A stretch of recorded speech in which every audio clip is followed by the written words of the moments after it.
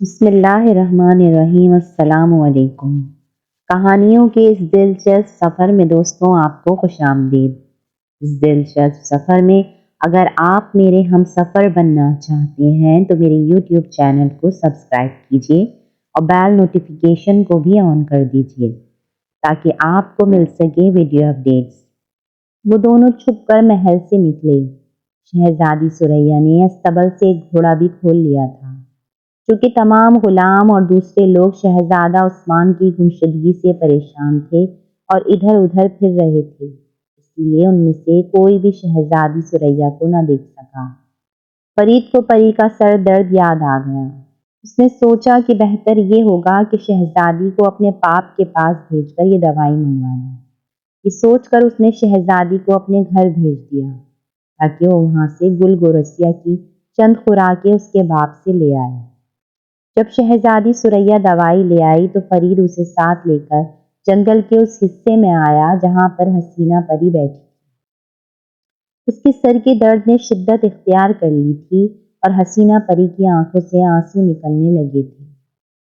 شہزادی ثریا نے اسے جلدی سے گل گورسیا کی ایک خوراک دی، جس کو کھاتے ہی حسینہ پری کا سر درد کافور ہو گیا اور وہ مسکرانے لگی۔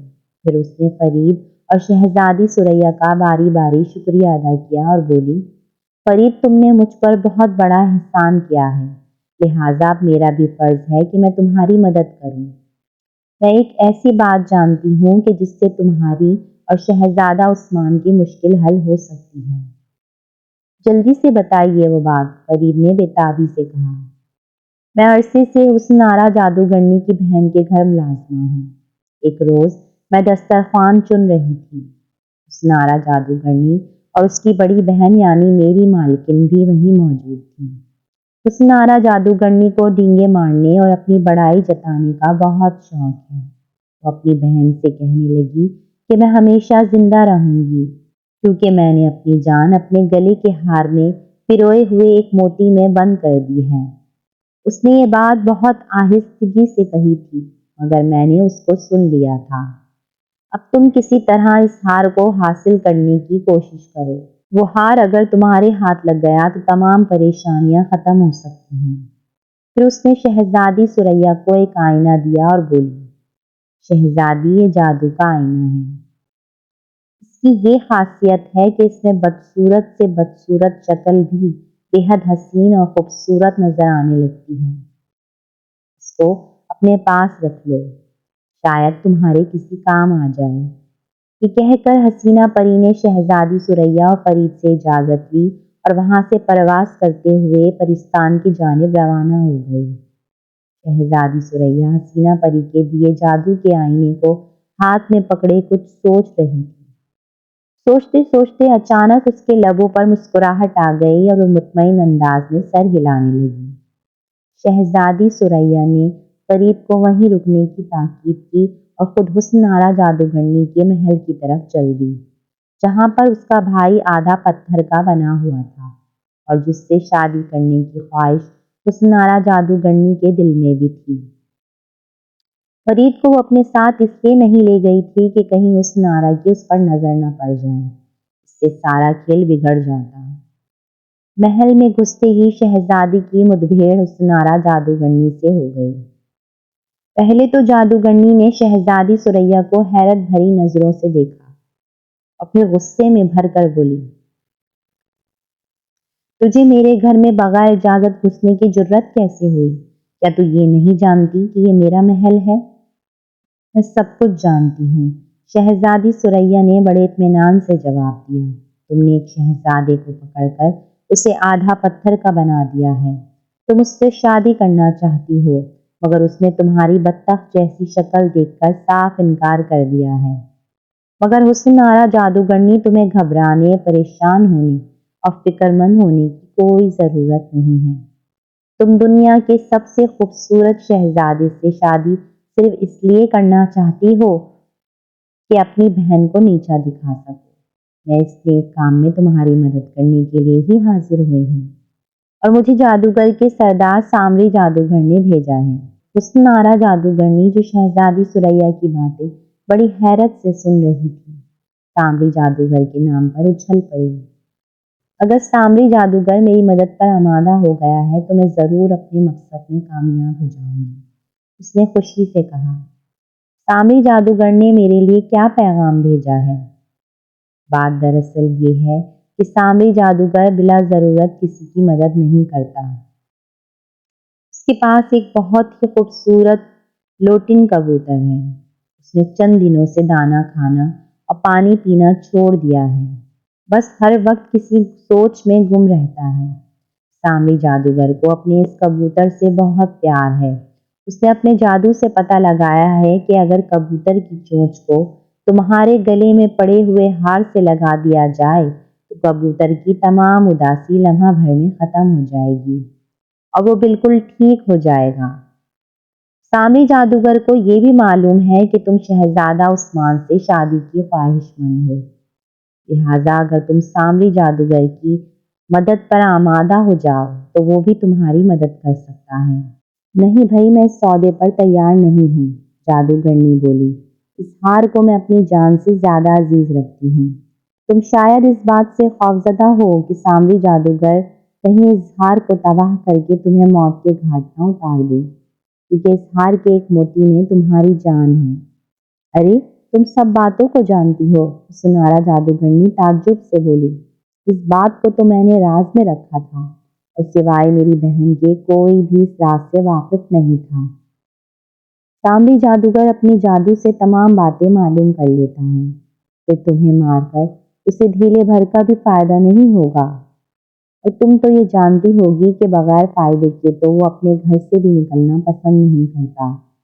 تم جیسی عورت کو ختم کرنا تو دور کی بات ہے۔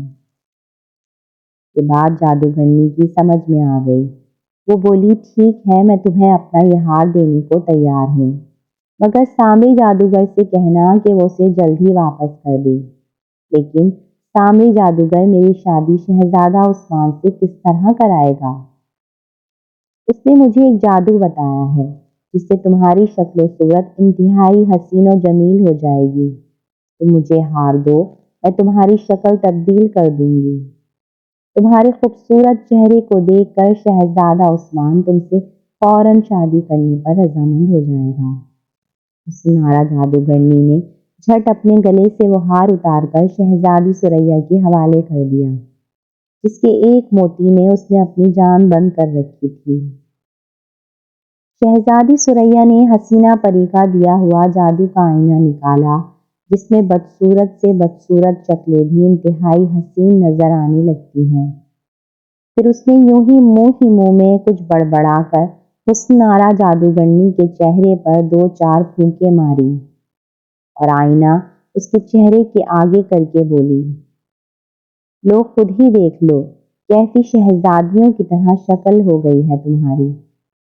جادوگرنی نے آئینے میں جھانکا اور پھر خوشی مسرت سے اس کے منہ سے ایک ہلکی سی چیخ نکل گئی۔ آئینے میں ایک بدصورت جادوگرنی کی بجائے ایک نہایت حسین و جمیل لڑکی کی صورت نظر آ رہی تھی۔ جادوگرنی بے حد خوش تھی۔ اس نے جلدی سے ثریا کو رخصت کر دیا اور شہزادے عثمان کے کمرے کی طرف دوڑی۔ وہ اسے بتانا چاہتی تھی کہ وہ کس قدر حسین ہو گئی ہے۔ اسے کیا پتا تھا کہ وہ پہلے ہی جیسی ہے۔ جب وہ شہزادہ عثمان کے کمرے میں پہنچی تو وہ کھڑے کھڑے ہی سو گیا تھا۔ جب وہ حسنارا جادوگرنی کی آوازوں پر بھی نہیں اٹھا تو وہ وہاں سے چلی آئی۔ رات زیادہ ہو گئی تھی، وہ بھی اپنے بستر پر لیٹ گئی، مگر خوشی کے مارے نیند اس کی آنکھوں سے کوسوں دور تھی۔ جب باوجود کوشش کے بھی وہ سو نہ سکی تو بستر سے اٹھ کر محل سے باہر نکل آئی تاکہ چاندنی رات میں جنگل کی سیر کر سکی۔ ادھر شہزادی ثریا بھاگم بھاگ فرید کے پاس پہنچی جو ایک درخت کے نیچے بیٹھا اونگ رہا تھا۔ اس نے فرید کو جلدی جلدی جادوگرنی سے ہونے والی ملاقات کا حال بتایا۔ فرید شہزادی ثریا کی ذہانت سے بے حد خوش ہوا، جس نے ایک جھوٹی کہانی سنا کر اس چالاک جادوگرنی کو بڑی آسانی سے بے وقوف بنا دیا تھا۔ شہزادی 2 پتھر ڈھونڈ لائی تھی۔ اس کا ارادہ تھا کہ وہ ہار کے تمام موتیوں کو پتھروں کی مدد سے کچل دے گی۔ اس نے ہار کے تمام موتیوں کو علیحدہ کر لیا اور انہیں ایک ایک کر کے توڑنے لگی۔ فرید اسے بڑی دلچسپی سے دیکھ رہا تھا۔ اچانک شہزادی ثریا فرید کی آواز سن کر چونک گئی۔ وہ شہزادی کو پیچھے کی طرف متوجہ کر رہا تھا۔ شہزادی نے گھوم کر دیکھا۔ چاند کی ہلکی روشنی میں ایک سایہ ان کی طرف بڑھ رہا تھا۔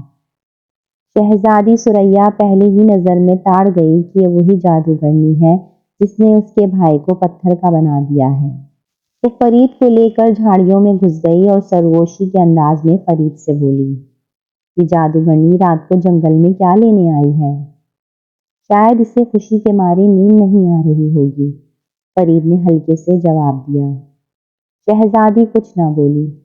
تھوڑی دیر بعد جادوگرنی ان کے سامنے سے گزری۔ دونوں نے اپنے سانس تک روک لیے تھے تاکہ جادوگرنی ان کی موجودگی سے باخبر نہ ہو جائے۔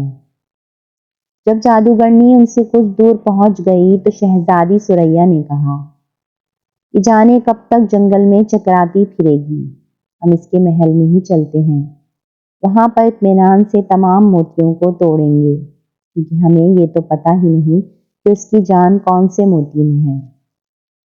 پھر وہ اور فرید تیزی سے جادوگرنی کے محل کی طرف چل دیے۔ فرید شہزادی کو اس کمرے میں لایا جہاں پر شہزادہ موجود تھا۔ اپنے بھائی کو آدھا پتھر کا بنا دیکھ کر شہزادی ثریا کی آنکھوں میں آنسو آ گئے۔